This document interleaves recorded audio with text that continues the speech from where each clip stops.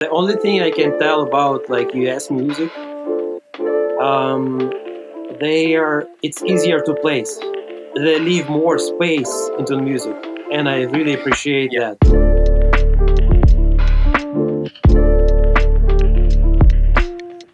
Hey guys, welcome back to Mixed Opinions. I'm your host, MixedByJocelin, and today we have a brilliant guest on for you. But before we get into that, a big shout out to Audio Movers for sponsoring this podcast.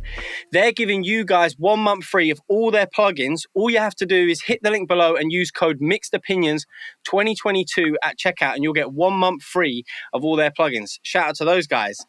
But today on the podcast, we've got Ivan on the podcast. What is going on, bro? Fellow content creator and engineer. How you doing? I'm great. What about you, man? I'm very good, man. I'm very good. Very happy to have you on. I absolutely love your content, especially the recent wave of stuff from, you seem to just dominate NAMM. You went there and spoke to every guy. So, I'm trying. which was amazing. Not every, but I'm trying. Yeah. Yeah, man. I had a lot of rejections, like three. Oh, did you really? Yeah, 3 or 4. I got some. Would you be willing to disclose? No. They were. I will interview them anyway. Oh, okay. You got it in the pipeline. Yeah.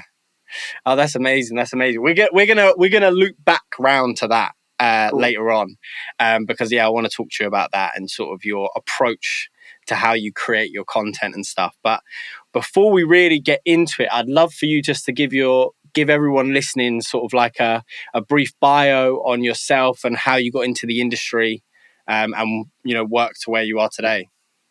I'm Ivan. My name is Ivan. I'm a producer. Many of people might think that I'm engineer, but I'm producer, and I've been producing for a while. Basically, when I got my first computer, I started making beats, music. I started making videos. I started making like graphical design. I always trying to find myself, and but I have a strong feeling every time that I have to make music.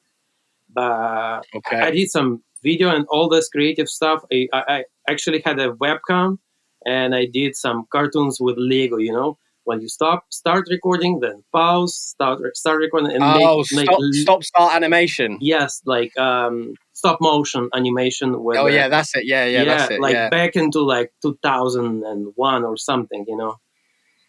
Wow. And I still doing content. I didn't think about this, and I've been doing like music for a while. I tried to stop doing music, and never felt great. I always want to come back into the You music. got the bug. Yeah, and like 2006, I started DJing, and I've been DJing for more than 12 years professionally, every week, 3-4 gigs a day, and I was really busy in Russia. Okay, this is in Russia when you started DJing. Yeah. And stuff. I've been living in Russia most of my time, probably. I used to live in Barcelona as well, but most of the time I've been working music and DJing in Russia. So whereabouts in Russia? South of Russia is Rostov-on-Don. Ivan from R&D means Rostov-on-Don. Okay, right. I was going to ask you about your username tag actually, and like what the connection was and the relevance, because I'm like googling it, like, is this a company or something like that? But there you go. Yeah, I represent my city. Yeah, I love that.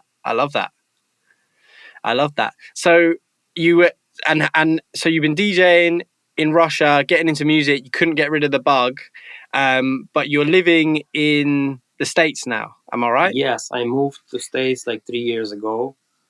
Okay. To chase my dreams. So yeah. I've been DJing some little bit.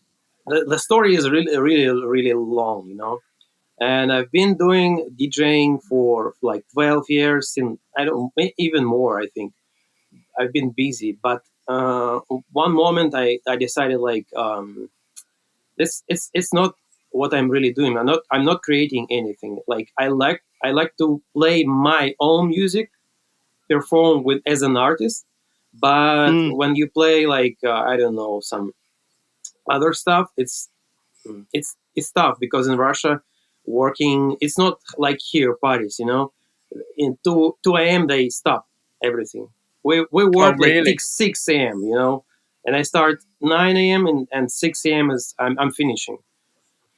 So Is that's crazy. and I've been busy, but I had also a social media agency, and I'm doing some business stuff.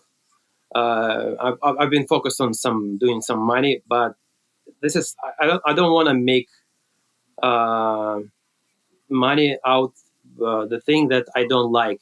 You know. Yeah, of course. Yeah, So yeah. I met my wife here in San airport of San Francisco, and Okay. she supported me, and we decided to chase my dreams together, and we moved here, and now um, I have my green card, I have documents, and I can officially say that I'm approved by United States government because I have a visa of talent. Amazing. Extraordinary person with extraordinary abilities. Yeah, yeah, that's dope. I'm trying to get one, man. Yeah. You Good have to luck. tell me how you Good did luck, it. man. Yeah, I'll help you. I'll help you. You can get one, I think.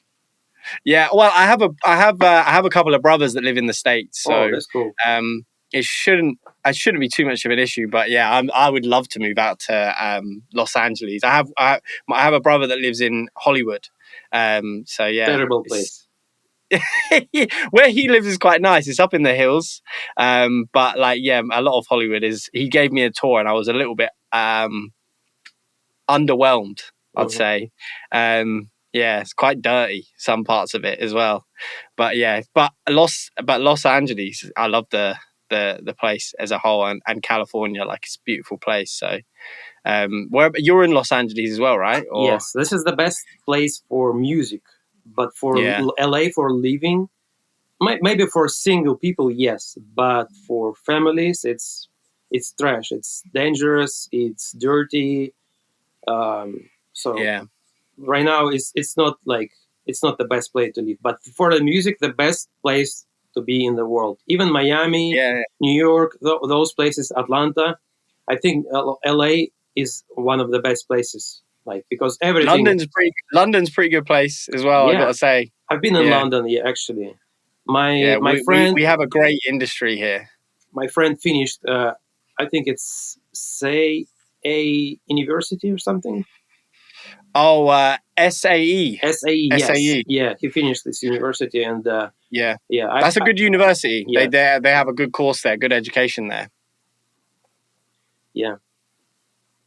So so you come over here to visit him and sort of experience the city. No, I actually visited with my parents. We just like traveling and do the Oh, okay, fair enough, fair enough. regular British things. Yeah. So what kind of music do you produce? What genre is it? I do different kind of music like R&B. Today I like house. Tomorrow I want to make trap, experimental. Recently I've been Nice. doing drum and bass. I've been inspired by UK drum and bass scene, the Chase and Status. Oh Yeah, yeah, brilliant. Yeah, yeah, yeah, brilliant, brilliant. Yeah, and Fred again, stuff, people like that. yeah. I love his music. Yeah, Yeah. yeah, yeah. Very cool. Yeah, I like that. What's is it? Lemonade, or something like that. One of his tunes, I really enjoy. But I'm not massive into that dance side of things, to be honest with you. But I do enjoy some of it, especially when I'm in the gym. Um, but yeah, I'm actually working on a drum and bass project now, even though I say I'm not a big fan. But yeah, regardless, Mhm. music's music at the end of the day. So what kind of started the initial sort of, obviously you said you had a social media business sort of thing, so you've been creating content ever since you were young, but what really like dove in, because you have quite a unique and like very obvious style of especially short form content, Mhm. right? Short, snappy, and it's always, and you seem to focus quite a lot on like vocal chain stuff like that. Sort of like, where did that inspiration come from, and like really start like taking off? I would say find out, and fuck around and find out. This is the main quote, you know. Um, Yeah. when I moved here, I met like very first day, like almost the very first week when I moved here during the COVID. I met people from the Watch. This is the app Airbnb for the studios. So you Oh, can okay. actually book the best studio locations in Los Angeles through this app. And I met playback people. I met a bunch of other engineers. Um, so most of the engineers that you can see on my page, I knew them before I started doing interviews and content for myself. Okay. I already knew them, like, and I built good relationships with them. And Mm, one thing was in my mind, like secret sauce. I don't know why, but this word was in my mind. yeah. And I decided to start doing those things and asking their secrets, because like most of the people are really interested in that. And Yeah, of course. Yeah. I started doing asking those questions, like um and then I figured out, I found out like that vocal chains are really important for people, and I start focusing on mix bus. I start focusing on vocal chains, mastering chain, and so on and on. I start diving a little bit deeper. At first, Yeah. I had a couple questions like secret sauce or top three favorite plugins. It's kind of the simple and obvious thing that you can Yeah, ask. and it's kind of overarching. Do you know what I mean? They can change a lot, and there's not a lot of like specifics behind that question. But when you're asking what's someone's unique vocal chain for a particular artist, to artists, producers, and engineers, it's interesting information. Do you know what I mean? And it's something that people want to hear. So that's where I was when I saw your content, I was like, oh, that is brilliant. And the way that you edit it and put it together, and how like quick and fast it is, it's just like a really nice packaged, bit of content. Do you know what I mean? Yeah, and my friend, he is a TikTok artist. I would say he's artist, but he has some following in TikTok, like 2 millions around. And Okay. I've been doing like content for a while. I did social media for biggest companies in Russia, but like one percentage that always missing, you know. And he told me you need to do this, and that's why I started.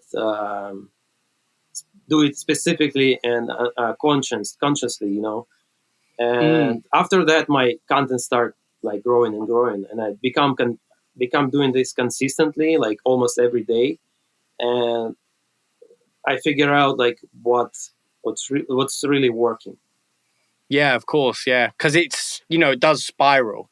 And once you hit sort of like that sweet spot, like it's still something that I'm constantly trying to figure out and work on with my journey into the space. Obviously, it seems to me, and this was one of the questions that I wanted to speak to you about, it seems to me that you focus um, much heavier on the short form content than long form content. Like I was trying to sort of find some long form content of yours out there, but it seems like you heavily focus on the short form. Is that something that you would agree with? Yes, but I have a one episode diving with Ivan. You have to see this. Have you seen Okay. this one?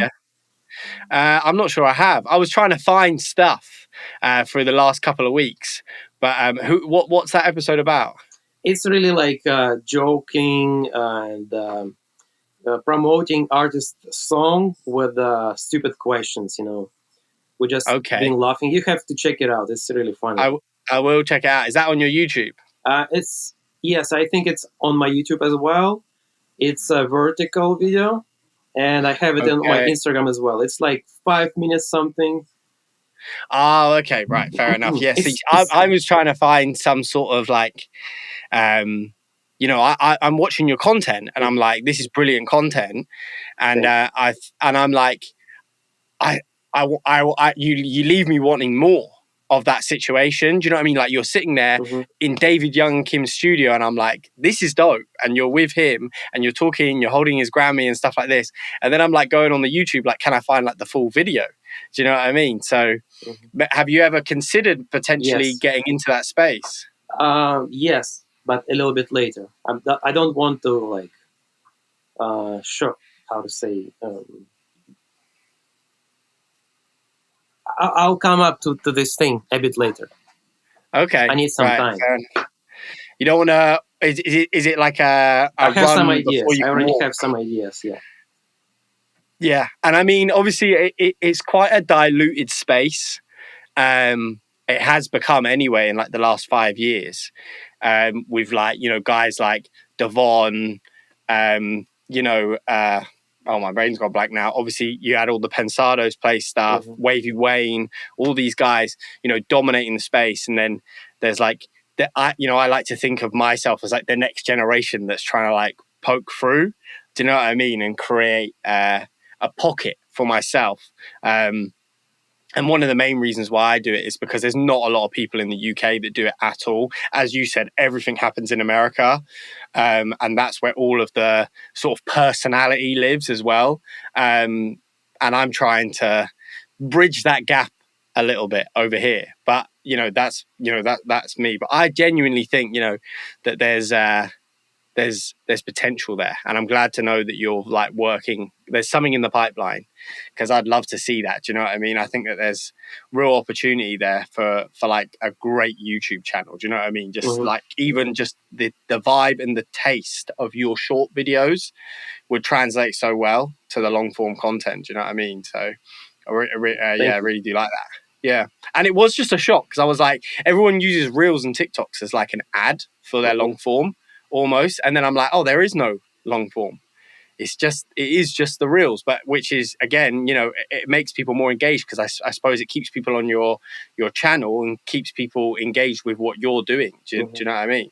So plus it's a lot easier to film the short form Can stuff. I ask you a couple questions? You can ask me some questions. Yeah. Yeah. What's your secret sauce? My secret sauce. What, for engineering? Yes, for engineering. Okay. I mean, I would say at the moment, probably like the gold clip on my drum and 808 bus. I Mm-hmm. love that. Definitely God Particle is sitting there and is on like 90% of my mixes at the moment, and is, leveling everything up. Do you use And it? then Do you use it like 100% or 120? What's the percentage? Like dry wet. it flutters between 70 and like 100 most of the Mm-hmm. time. Sometimes I listen back and I'm like, oh, it's doing a bit too much. Mm-hmm. So I pull it back a bit. But yeah, it's not like it's never really below 70. I see some people using it at like 40 and stuff like that. But yeah, I don't. Yeah, but I've been loving that plugin, and also probably I don't know, like a secret sauce, I guess. I mean, I'm big on parallel compression and Mm-hmm. stuff like that. Like I really optimize that in my mixes, probably a bit more than a lot of other people do. Like I use parallel a lot, Mm-hmm. especially when it comes to my drum processing, because in my head, and this is something that I try to explain to people when I'm talking to people about my mixes, I'm doing hip hop and rap, and it's like all of the drums are already been processed a million times before. They're samples, right? They've been compressed, they've been EQ'd, they've been da da da. So in my head, I'm like, I'm trying to do as little as possible to them, right? And I don't want to mess with the sound too much. So I run things in parallel to get that desired sort of like texture that I want, but without like changing the sound anymore, if you see what I'm saying. But yeah, I mean, that's my stuff. But let me fire it right back to you, because you always the one asking what the secret sauce is. So what's your secret sauce? Do you want a technical or not? Why don't you give us a bit of both? Okay, the technical one is when I mix my beats, when I mix my records.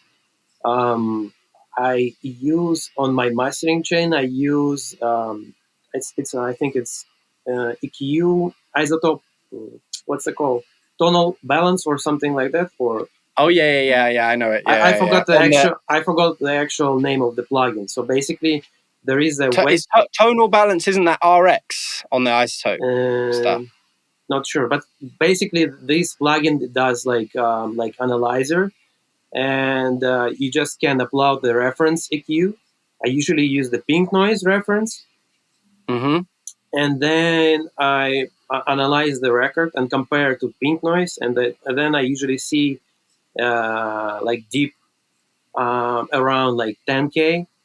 So I going back into my record, and I dial for like melody or vocals, boost some 10K. Then I go back, reanalyze the isotope plugin, and then I try to match the pink noise, because the most of the hit records like Michael Jackson, any pop, Max Martin pop records, mixed with the reference of pink noise.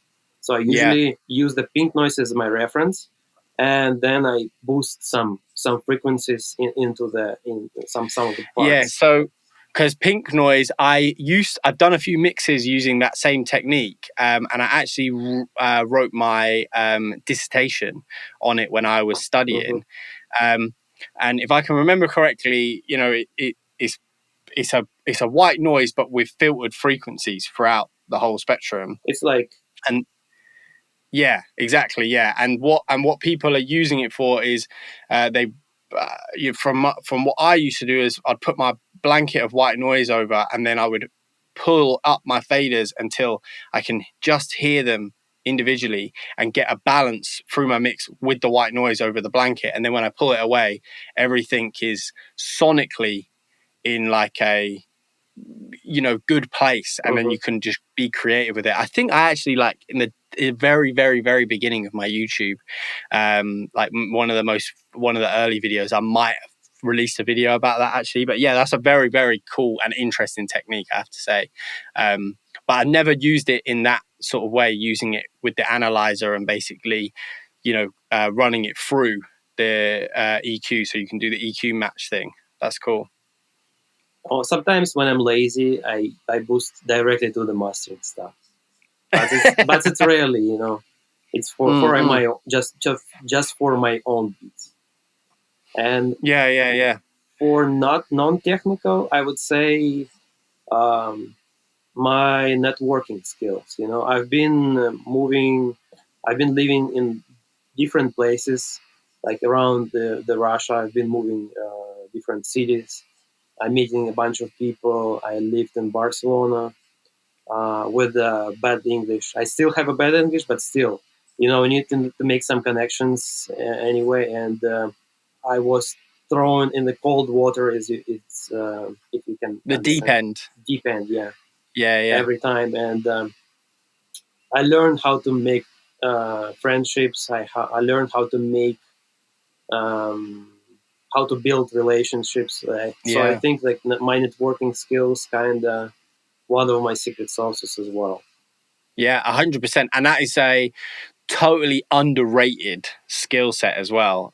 But in our industry, it's an essential skill set to like really Yes. project yourself to the front of the pack. Do you know what I mean? That was one of the things I was going to talk to you about. Obviously, English being a second language for you, when you moved to the States, was it something that you found that you had to sort of overcome? And was it like a conscious thing when trying to reach out to people? Because obviously you've met and connected with some of the best in the industry, and having English as a second language, is it something that's maybe got in your way that you had to overcome? Um, I would say I knew English. Like I understand really well because I had I studied in Barcelona University, European University, and we did the thesis on English. Everything education was in English and everything. But still, Okay. like Barcelona, it's not like an England or No, like no. America. And the only thing I have a little bit barrier because like the slang, uh, uh, like the pronunciation. All my life we learned British language. The London is the capital of Great Britain. This is the first phrase that we learn in our school. Oh, okay. Right, I see. Yeah, yeah. So That's like the first part of that's like the first line in English you'll learn yes, is first London line. is. London is the That's capital of, quite a difficult line but to actually learn, really. London is the capital of England, right? Yeah.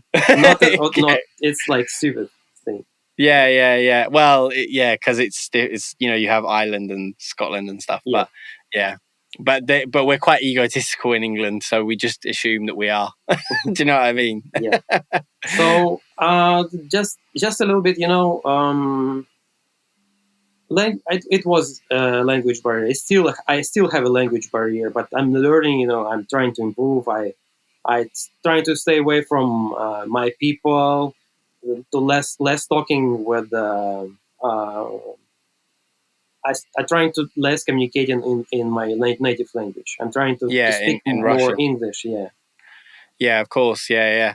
And but then you say about the slang and stuff like that. That is something. Obviously, I don't even consider it when I think about learning a different language. You don't realize that obviously different parts of that country have different ways of Mhm. speaking. Do you know what I mean? Even on a broad scale of things, if you talk about British English and American English, Mhm. they're still they can be quite different. Do you know what I mean? Especially when it comes to like the small nuances of how people talk and things like that. Do you know what I mean? Because I'll speak to an American Mhm. on here and I'll say something and they'll be like, "What do you mean?" And I'm like, we're speaking the same language, but they don't understand what Mhm. I'm saying. Do you know what I mean? And vice versa. I think it's a bit easier for English people to get what Americans are saying because their TV is so prominent over here, so we can understand like Mhm. how they'll approach a sentence. But our TV is probably not as prominent over in America, so that's probably where it goes.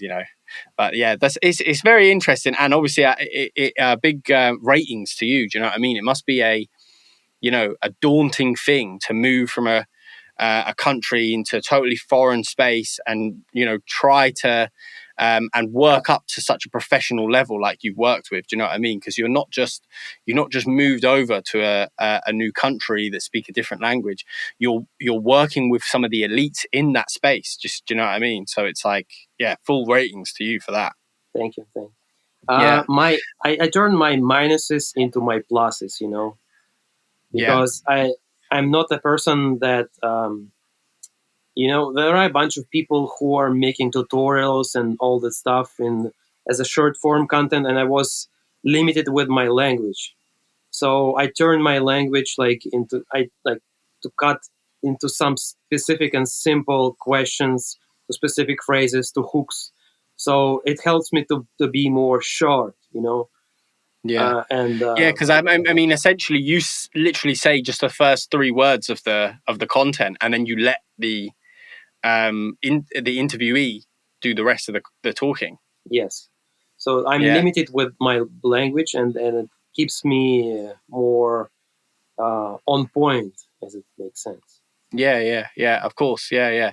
No, it's brilliant. It's brilliant.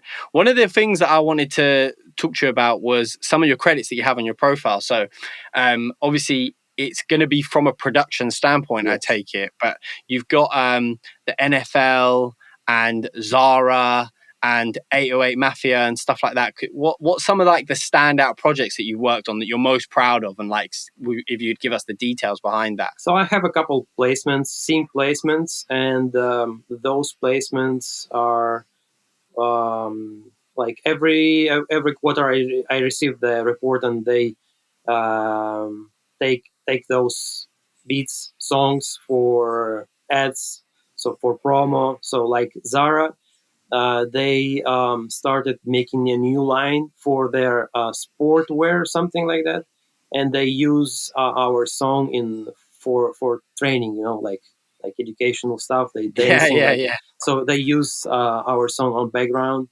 and NFL they used our song for representing a new player. So and they use this song in on entire uh, how to say that promo of the song. Oh, okay. Yeah, Of a I of have a a of a new bunch. player that's come in. Yeah, yeah, yeah. I have a bunch of collaborations. I did some. We have a bunch of collaborations with Illmind. I'm a part of the Beat Club.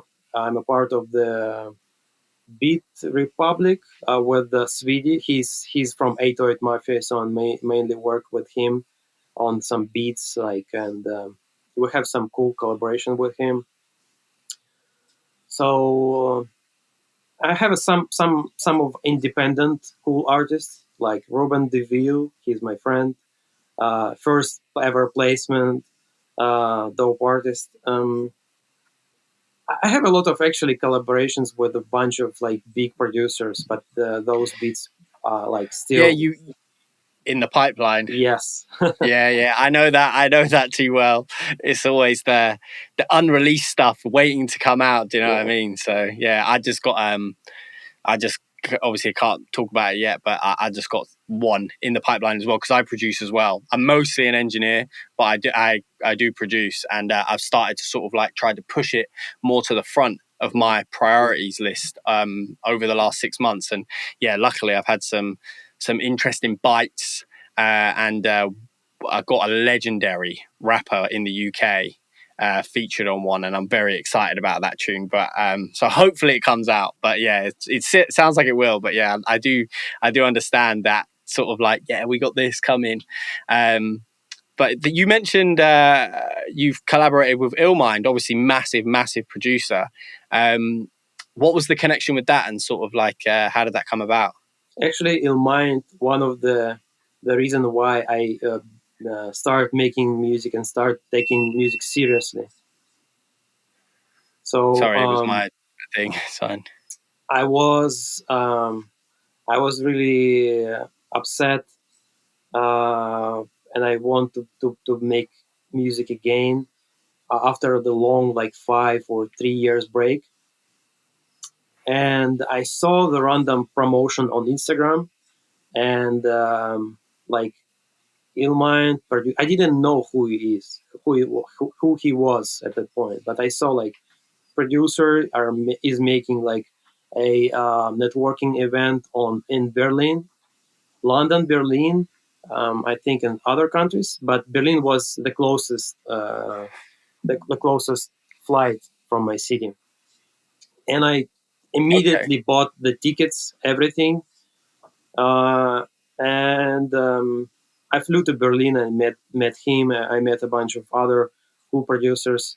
I was lucky to be in the same room with Q Beats, Majestic Records, Stupid Blue, a bunch of like huge names Yeah, at the amazing. same Yeah, time. Like, and I can tell like European producers are, I hate to say it, but more talented at some point, because I've been in like Past Dogs Berlin, where there was producers from like most of the European countries, and Past Dogs LA, and compare those things and compare those beats. LA, like, unfortunately is like losing in this at do this you point. think that might be a taste thing for Yes, you, or we build different. We're listening to different styles of music. yeah, of We course, think different. Our ears build different. We visually we look the beautiful places around the architecture, everything, and it yeah, might be an inspiration for us. And we bringing our own musical taste here as a yeah, musical immigrants, and that's actually makes America great, better, right? yeah, yeah, And yeah, it's yeah. probably one of the reasons why I'm, in my opinion, European producers are a little bit talented than LA ones. Okay, I mean, I would say I I would say it was more to do with. I mean, when you listen to European music and like maybe some British producers and stuff like that, there seems to be a lot more concentration on the detail of and the intricacy Yes. of the production, right? Like, you know, when you listen to even something like grime, for instance, and compare it to like trap in America, the intricacies of even the rap patterns and the production it's a lot more complex. But obviously, I wouldn't say that takes away from anything to do with an American standpoint, because their music's a lot bolder, and to me, it can be just as emotionally sort of like, it brings out the emotion just as much. Do you know what I mean? In some cases, even more so, because you're just focusing on the feeling of that particular record rather than like how complicated and mental the beat can be. Do you know what I mean? The only thing I can tell about like US music, um, it's easier to place. They leave more space into the music, and I really appreciate Yeah, that, because like yeah, it's our most of the European producer has the same have the same issue. Like we are trying to overproduce and add yeah. more. But here they make it simple, and that's why the one of the most of the major records are made here Yeah, mostly. because they leave space Yes, for the artist. exactly. Yeah, you know what I mean. And it's even like I watched an interesting interview with 40, and it's Mhm. like he will purposely leave out frequencies Oh that yeah, he yeah. know I heard. Drake Yeah, sits I in. saw this one. Yeah. Yeah, and that's flicked a switch in my head. I was like, that makes so much sense. Do you know what I mean? And it's like, even to the point where, you know, if you want to make a beat for someone, right, and you have a particular person in mind, like a placement, you know, listen to their cadence and the tone that they rap in, right, and make a beat in that key. So then it's like subconsciously clicks in their head, because a lot of artists don't even realize that they have a cadence and a key that they sit well on, and that obviously resonates with them. But you know, the great rappers like J. Cole and people like that, they obviously do. But finding that and using those to your advantage, I think is a skill set as a producer. Do you know what I mean? Hmm. And that is what seems to lock in with a lot of these, you know, American and obviously 40s Canadian, but like it's very clever, and they leave that space and they leave those tones, so they're constantly thinking about making it for the artist rather than making an incredible beat that an artist would like. Do you know what I mean? So Yeah. yeah, that would be that's definitely their strong suit, I think, and maybe we could take some advice from them with that. Do you know Exactly. what I mean? Exactly. This is how like this is how the music makes the best music makes Yeah, yeah. connected. Everyone learning, everyone Yes. analyzing, and you know, constantly improving. You know, but yeah, that's great. That's one of my favorite exercises as a producer. Do you know what I mean? Like as a mix engineer, I was thinking about it. I was like, as a mix engineer, I'm constantly analyzing mixes, and I'm trying to learn how they done Hmm. that, right, and learn how they do this. So I'm like, okay, why don't I just start taking that same thought process into my instrumentals and figure out how these great records were made and emulate it in my own way, in my own style, because it's never going to come out like a straight copy because it's come from me. But like, I can certainly learn from the process. Do you know what I mean? So if any producers listening, I can't stress how important it is to sort of like research. You know, sitting in your room and having your beat packs and getting inspired and whatever is brilliant. But obviously, you know, spending the time to learn new techniques and learn what else is out there is obviously, you know, so beneficial. Like it's one of my main things. I always say I never ever stop learning, and I never will stop learning, because it's, you know, if you think that you know it all, then you're gonna fall behind, you Exactly. know. Yeah. That's really cool, man. And so yeah, I love that. And one of the things that I'd say, like if you were willing to open up about it, because I think it might be interesting for some of the people listening, um, when it comes to getting placements with like TV and like the NFL and Zara and things like that, like what was the route that you went down? Like, are you working with an agency? Is there a particular site that you're using? Like, how are you getting those sort of connections and working those deals out? Fuck around and find out. Basically, this is how I made. There is a bunch of strategies for producers how you can get a placement, but it's always a gambling, and we don't know what we are doing. You know, Mm. Um, Basically, the first strategy that I tried, I did a bunch of samples, and I start since I met those talented producers from Europe. I Mm-hmm. made some connections with some of them.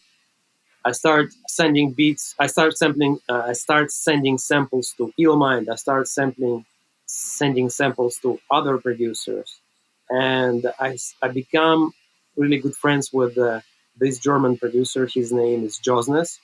He's Okay.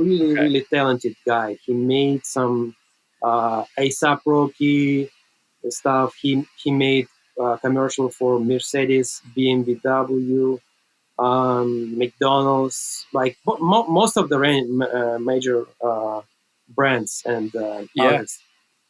And I built connections with him. He's a really nice guy. And I start focusing on building deeper relationships with him.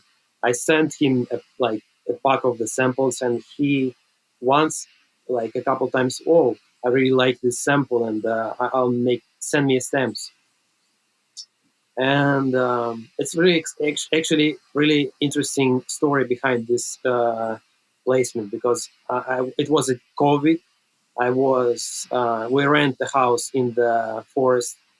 Nobody is around. We were making barbecues, going to sauna every day, and chilling. Oh, amazing. And I sampled. It was a old video from 90s about the children in prison, and I Okay. sampled this VHS, like this long like movie, like an hour, and I sampled some stuff and I turned those sounds into the sample. And Okay. I sent this sample to my friend Josnes, and he really like, oh, this is the great sample, and he turned it into massive, huge, like sounding beat. And then they have another artist from Canada.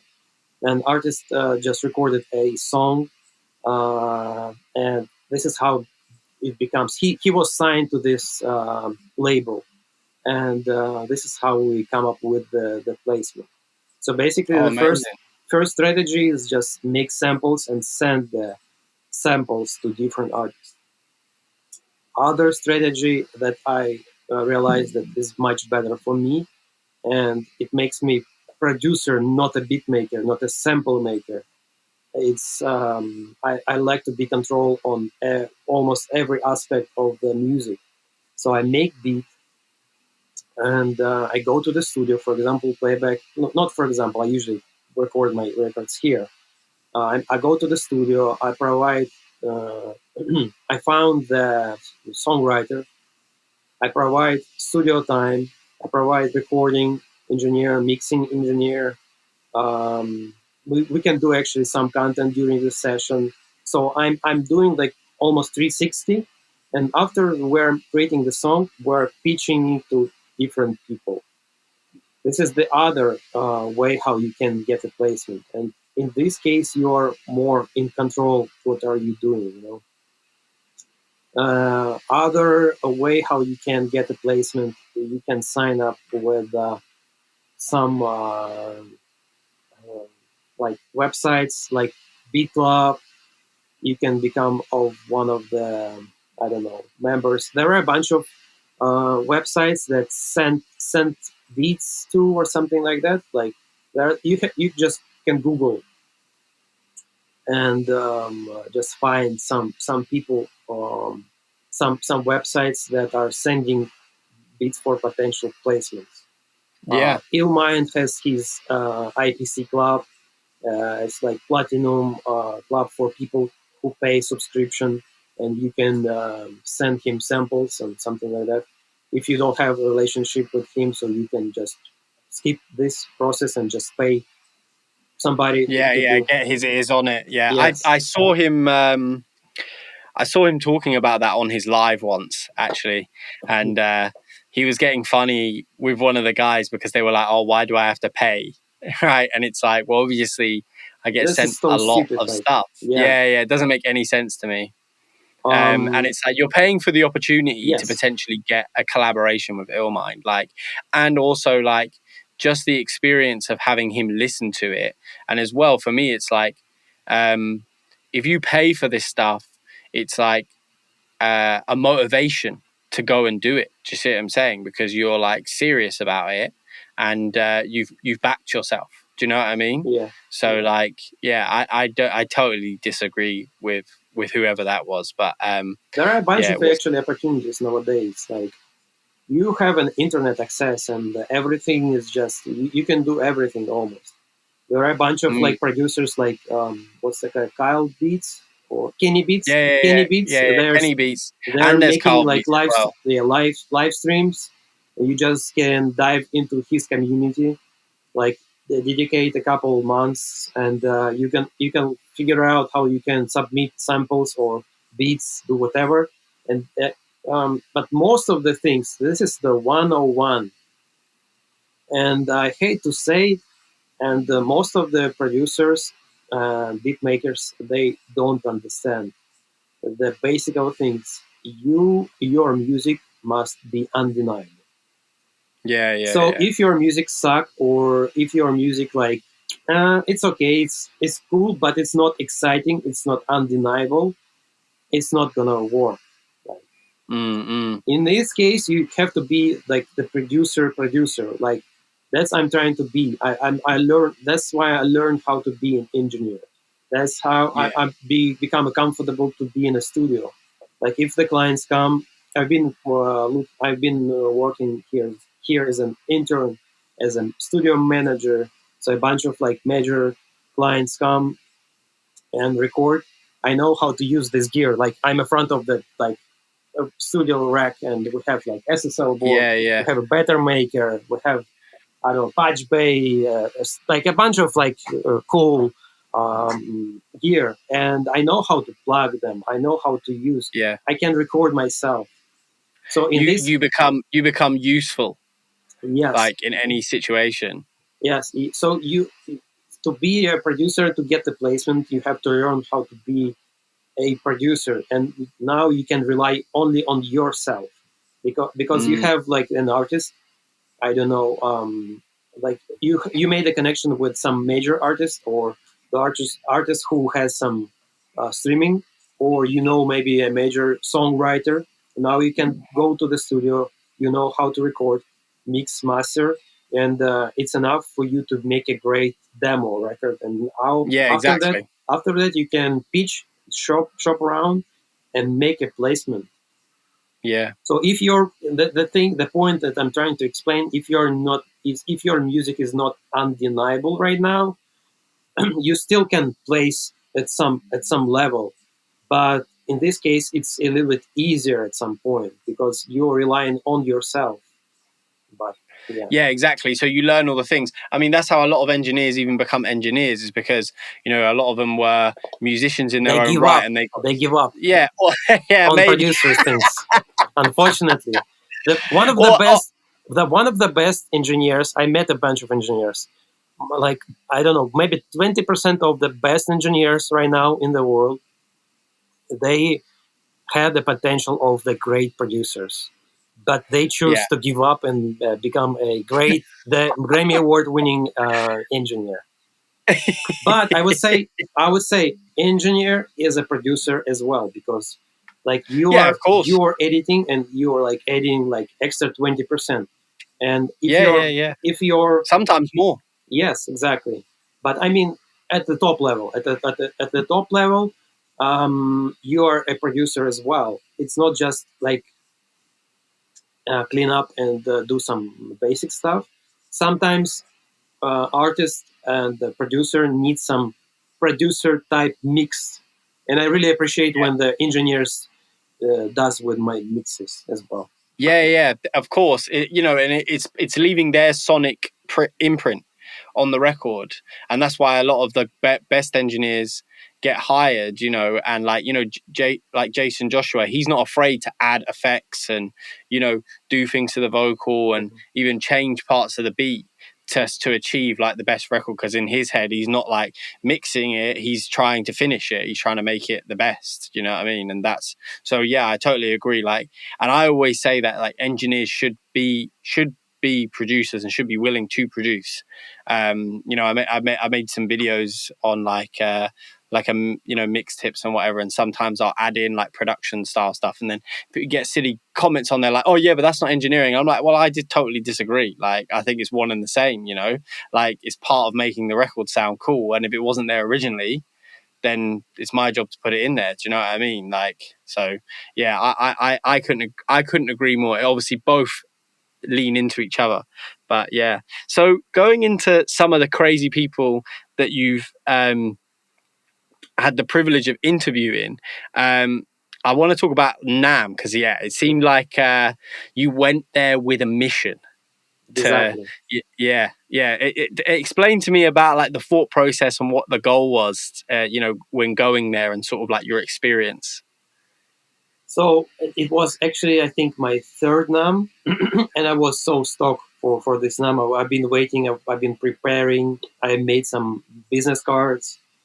So my mission was to meet as much people as I can, and to build some relationships, to make one more eye contact with the people that I already know, Mm-hmm. that I already been scheduling and trying to make an interview. So, um, and just have a fun, you know.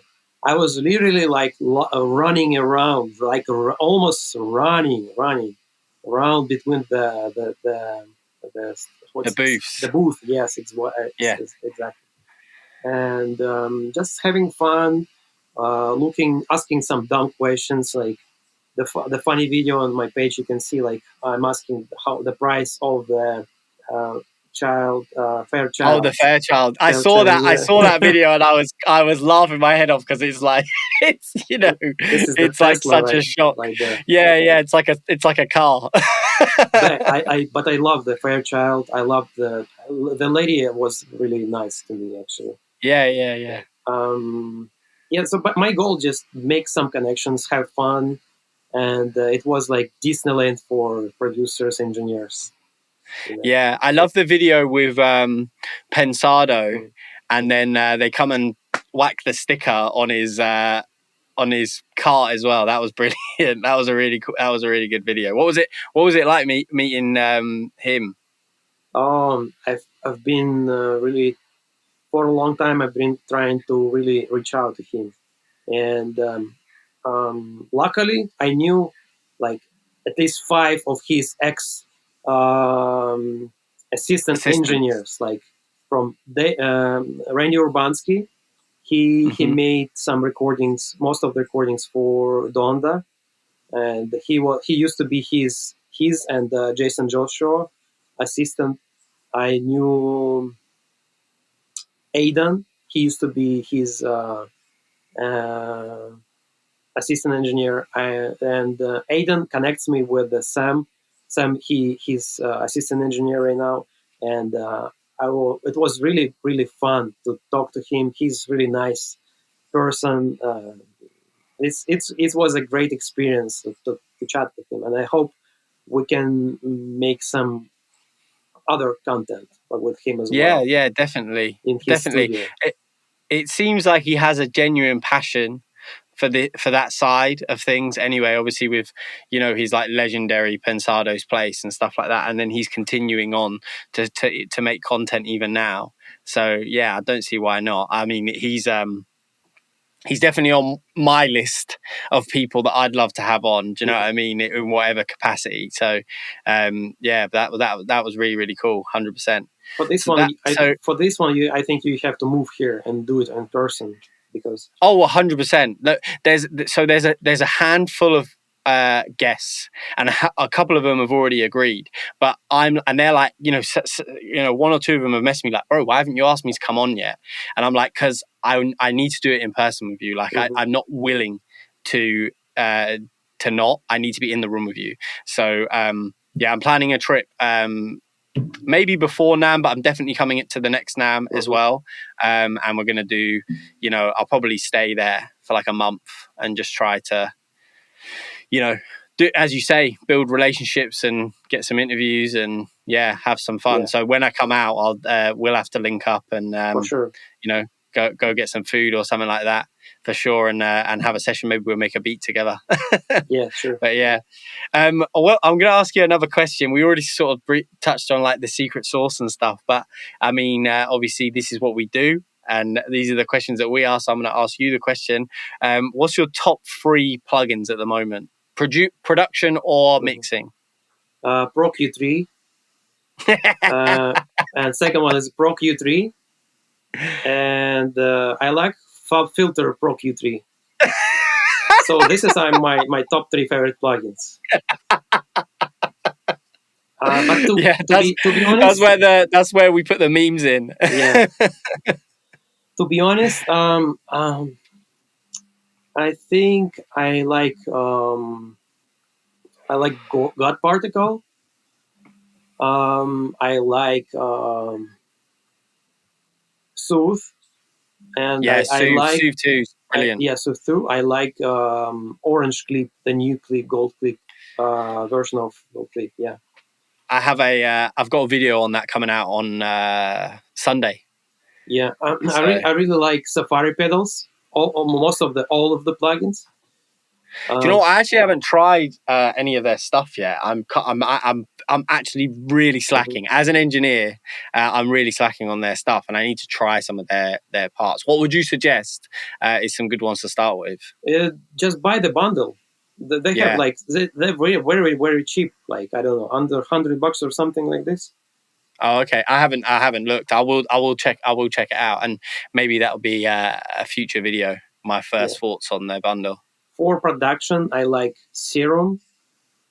I like to use Silent. Have you heard about this plugin, Silent? No. Silent. You have to Google it. This one. Okay. It's more for EDM stuff. It's actually a really popular one. And Silent and which one?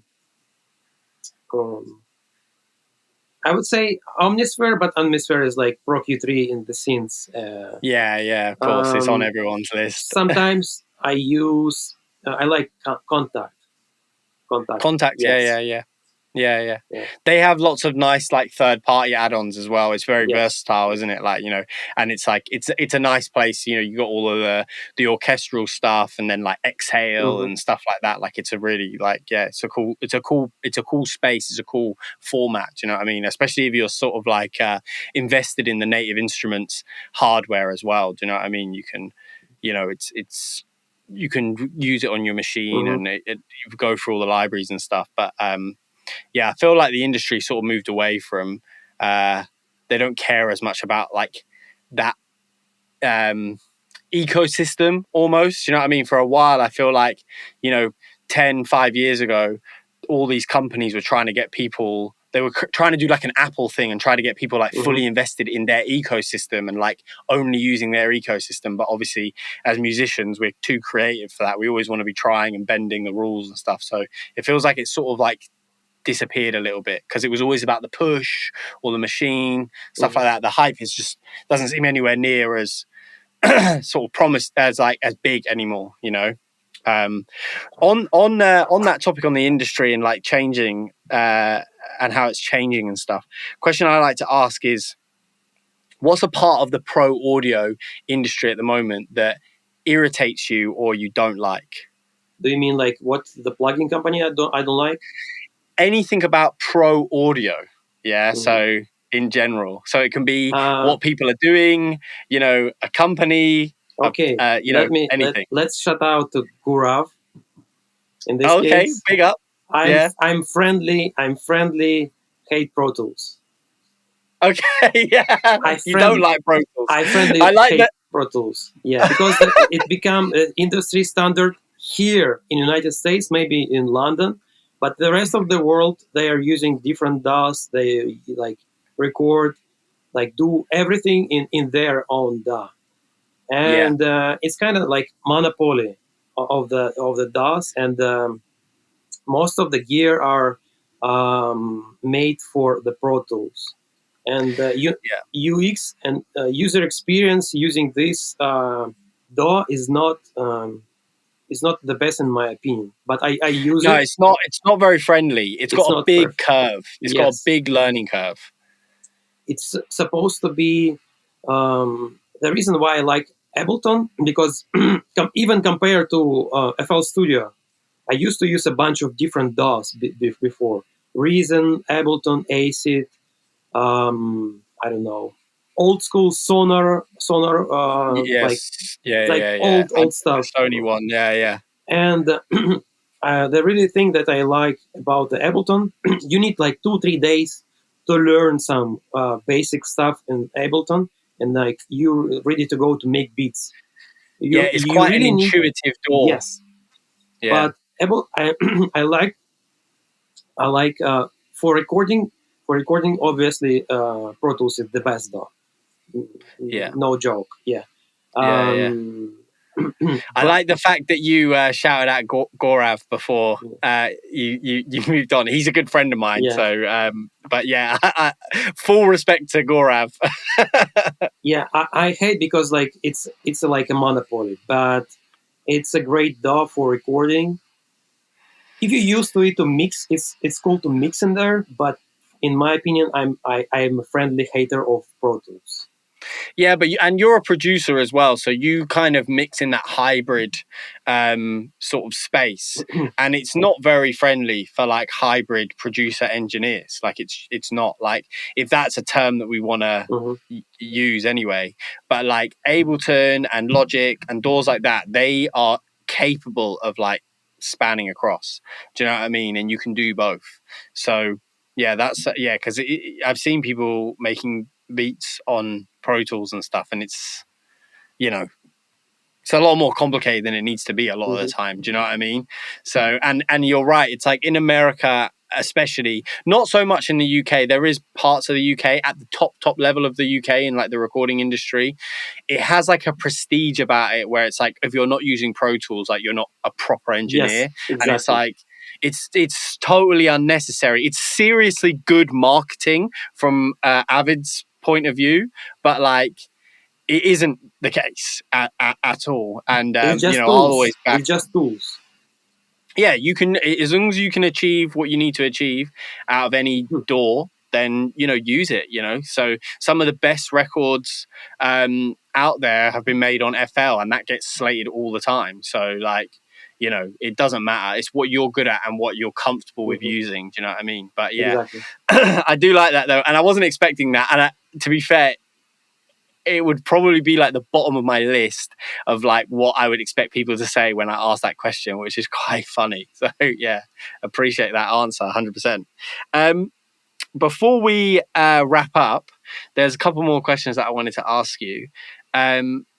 First one, which I'm quite interested in, because you're very, you come across as a very driven person, and you know, you've already overcome a lot of obstacles to get to where you want to be, you know, and you're, you know, living, you know, that you know, stereotypical like dream of moving to the States and working in Not the yet. music industry or Not whatever. yet. No, but you're doing it, right? Yeah. So and that's what a lot of people sort of like, when they think, oh, I'm going to move, I want to get into the music industry when they're a kid, that's like, oh yeah, move to LA. Yeah. So that's why I word the question like that. And I'm quite interested to know, like, where do you see yourself? Like, what's the plan for the next 5 years? Like, where do you want to be in 5 years' time? Oh, I want to be. Um, I want to have some major like artist placements. Hmm. Um, I want to. I don't want to reveal my plans usually. Okay. Let's keep it secret. But I just want to keep doing what I'm doing. I just want to make music and enjoy. Basically, kind of. That's it. Okay, I like that. So you just continue doing what you're doing Yeah, I have and some enjoying plans. it I and have some growing. plans to do, but I don't like to reveal sometimes my plans, like to talk about stuff that I have. I totally get that. I think I can be a little bit I think I can be the opposite. I'm a little bit too open, Hmm. and sometimes I think, maybe I shouldn't have said that. Maybe I should have just kept that to myself. There's Exactly. Yeah. definite power and you know and a strategy in you know, keeping your cards close to your chest. So yeah, I can appreciate that. It's definitely something that I need to work on though. Um, though my last question to you, sort of like double barrel question, is for sort of everyone that's watching this video that are trying to come into the industry and want to work up into the industry and inspire to be a producer or engineer, and all of the above. But I like to word it in a way that's more personal to you. So if you had the opportunity to speak to your younger self, what would you give him? What advice would you give him, knowing what you know now?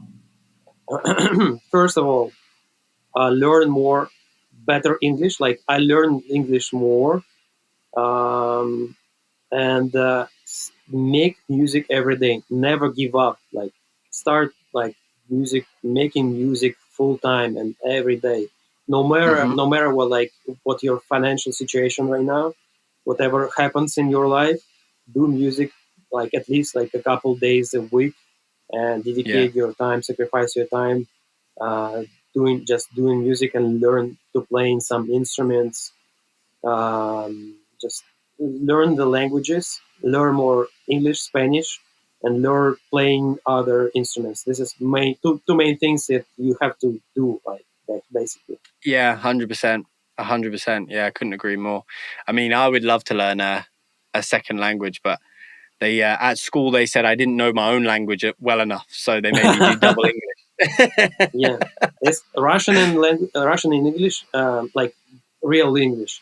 I kind of the same in my opinion. Like we learn properly how to speak in Russian because like I think British people are mostly like focused on the grammar as well. Here in the Yeah. United States, they like no stop signs, no nothing. Like they just slang and that's it. Making Yeah, mistakes. that's right. Yeah. I mean, you'll be surprised, like living in England, like the educational side of things, yes, like it's very heavily sort of like directed at that point. But actually living in England and like be in, communicating in England, it's nowhere near as sort of like professional or highbrow as what it's sort of like painted out to be elsewhere. Like everyone's texting in abbreviated text. No Hmm. one's using proper grammar, and the art definitely gets lost. And like I feel like as the generations come through, it's becoming less and less Yes. important.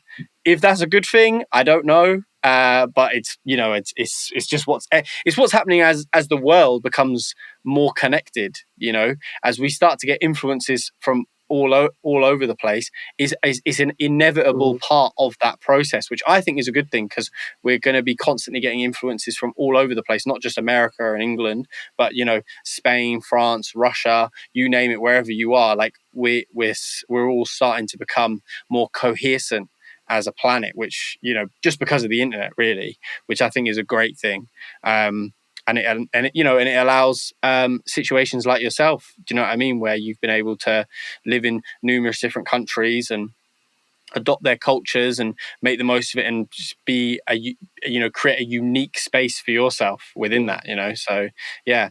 But Ivan, it's been an absolute pleasure to have you on. Thank you so much Thank for you. joining me. Thank you. We're going to have all of your links below, so anything that you want linked in the description, let me know, but we'll put your Instagram and stuff like that down below. You've been listening to and watching the Mixed Opinions podcast. If you like this podcast, please give it a like. If you got any comments for Ivan, any questions, leave them in the comments below. And if you're not subscribed, subscribe, and I'll catch you guys in the next one. Safe.